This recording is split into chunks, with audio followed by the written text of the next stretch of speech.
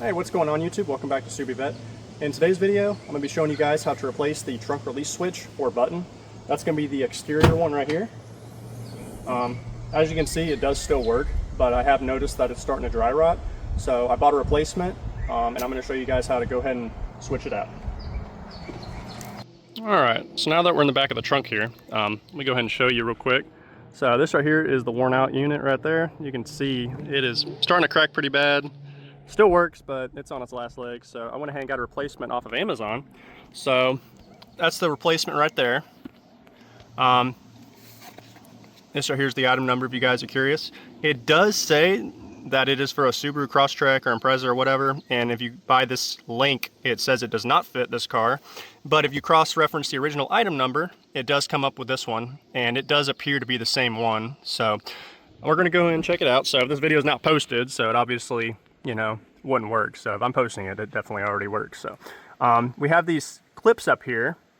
I'm gonna pull just the top two down in order to get to this plastic piece up here to get behind it. I'm not sure if we need to, you might have to pull a few more clips along the bottom out. I recommend getting a pair of these. They're clip pullers. You can use a flathead, but they make it much easier, especially if you're pulling clips a lot. These are aftermarket clips. I had broken a few already, but you can use a flathead to get in there as well. If that doesn't, you know, you don't have one of these tools, but definitely makes it a lot easier. So I'm gonna go ahead and remove these clips and we'll see what we're working with. All right, so I went ahead and removed the black piece entirely so it's easier to see in the video. What I managed to do is this blue tab right here is hooked through this hole. This right here is what controls the trunk switch. And I took the new trunk switch, as you can see, the one that we were questioning before. It says the item numbers didn't match, but I had a hunch it did. Hold this down, and it does work. So now that we know that it works, we can continue on. You're gonna have to remove the white piece, it looks like, entirely. It's gonna be 8mm bolts, and I believe there's four total, and then it's also got some plastic tabs. So I'll pan over so you guys can see that real quick. All right, so I actually went ahead and took the white trim loose. I figured that would actually be easier to go ahead and show you guys. So the keyhole assembly doesn't come with it. It actually drops out. It's held in with two 8mm nuts. The tag lights also stay put. It just kind of goes around it. So you don't actually have to take any of that loose as well. So this is the keyhole assembly here. It kind of just hangs down.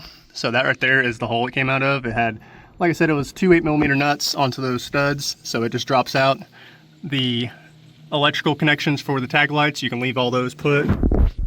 There is another 8mm nut that goes right there, and then the one in the back, it's hard to see, right there.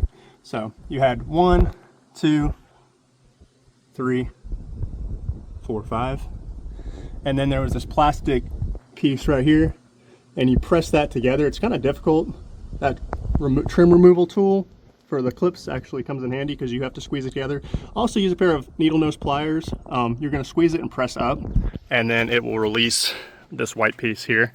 So mine is going to be a little more difficult because I have the camera, and I actually have the wire going up through the grommet, which I don't know if you guys can see it.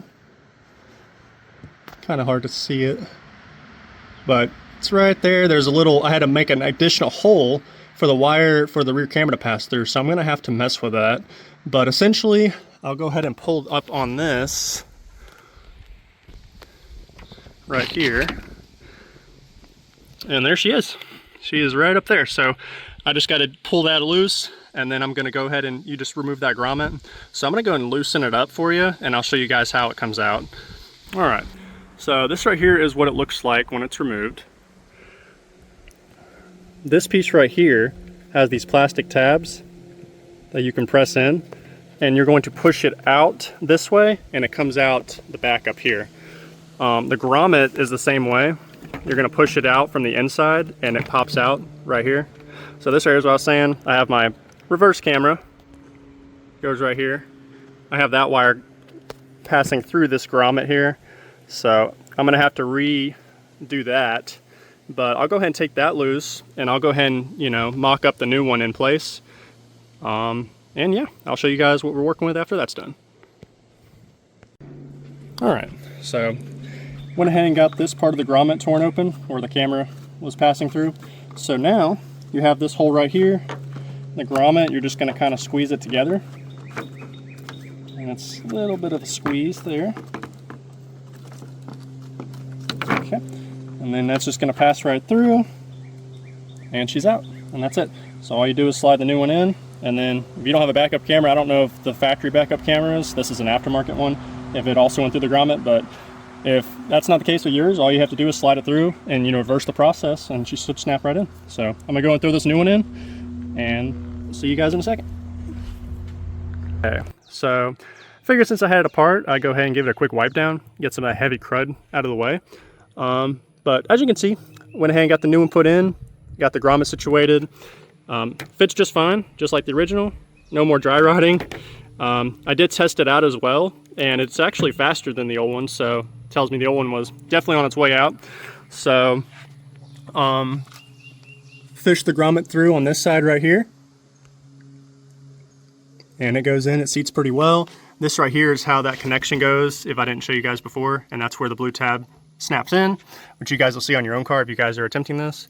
But yeah, that's pretty much it. I'm gonna go ahead and seat this thing back, go ahead and put that black thing back on, and that'll be it, guys. All right, guys, so just finished putting it all back together. I'm gonna go and try it out one more time so you guys can see. Oh yeah, definitely faster than the old one.